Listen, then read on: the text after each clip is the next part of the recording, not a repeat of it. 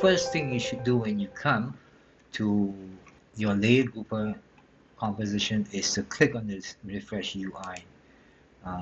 Unless you know for a fact you've not created a group, because sometimes you don't know if you've already created a group. Now there is actually a layer here. This little guy, this null layer, it contains all the group information. Alright, all the group information is here.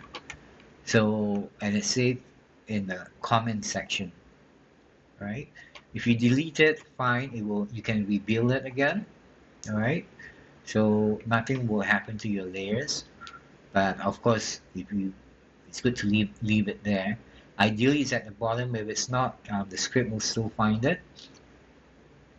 But just so that you know, and in your project panel, this composition, right? This composition, in the project panel, the comment column will also include some information.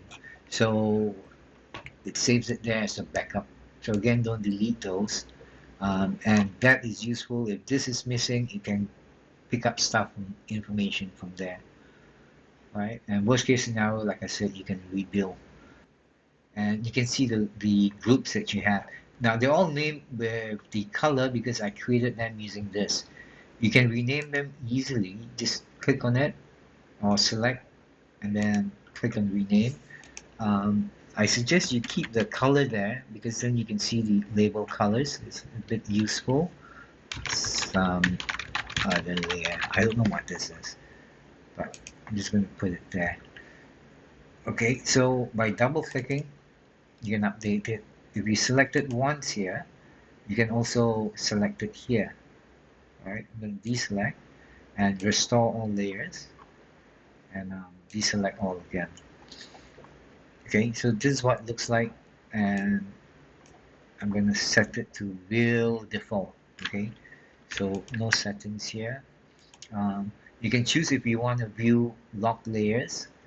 I suggest you do if this confuses you, because if you save the locked layer, but if you save a locked layer as part of a group and you load that group and this is not checked, then you won't see your locked layers.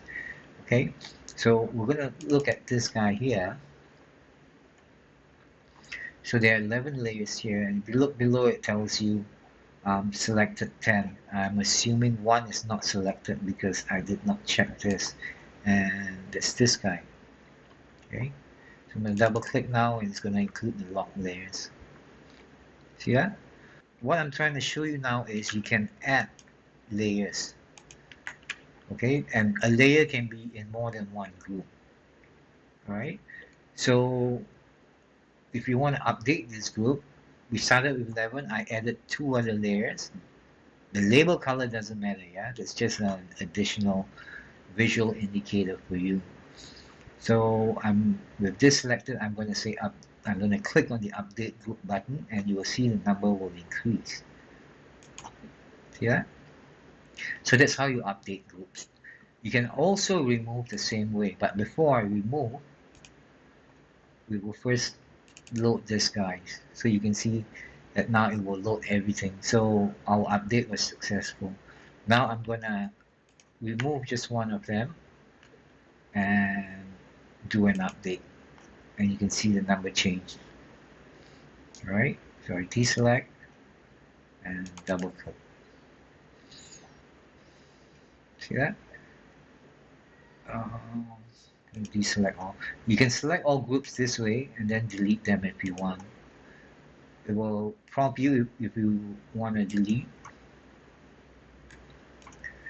There's a settings button here. There's an auto set work area, which is super useful. I'll show you shortly. So some of the options, I hope it's self-explanatory. Otherwise, I hope I'll hear from you. I'm gonna... What's happening here? Yeah, I'm gonna set... What's nice about this option, auto set work area and center CDI in work area, is this. The work area is also saved as part of your group. Okay, so if I select these 3 layers, I'm going to create a group from selection. I'm just going to call it the work area because it's part of our lesson. So if I double click this now, right, the work area is everything because when I saved the group, this was the work area setting. I'm going to move my timeline indicator so my CDI is there. Yeah. Now I'm going to double click this guy and you will see the work area will reset and put itself there. See that? So that's really useful and really cool. Now what happens if you move this? Alright, let's see.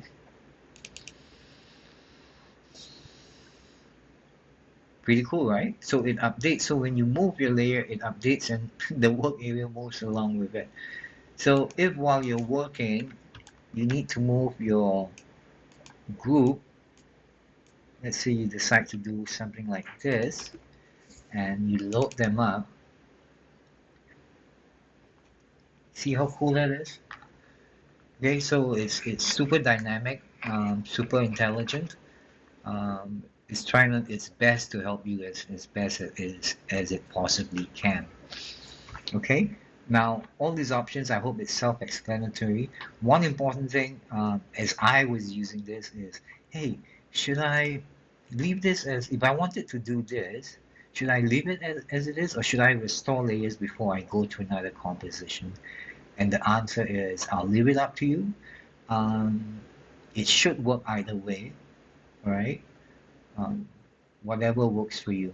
Because let's say we've set this to restore all layers, okay, as it is. That means we're only seeing a few layers. Damn, they're all null, so that's you only see nulls, but it's okay. So I'm going to come here to this composition, all right? When I come here, like I said, you always will want to refresh the UI. So it will load up the current compositions group. Right now we're seeing this composition and its group. Okay. So I refresh, it's updated the current composition, and this is what we have. Oh, and these are some options to view your groups, right? Based on the last access, the date created, updated, and group size, and you can invert those options.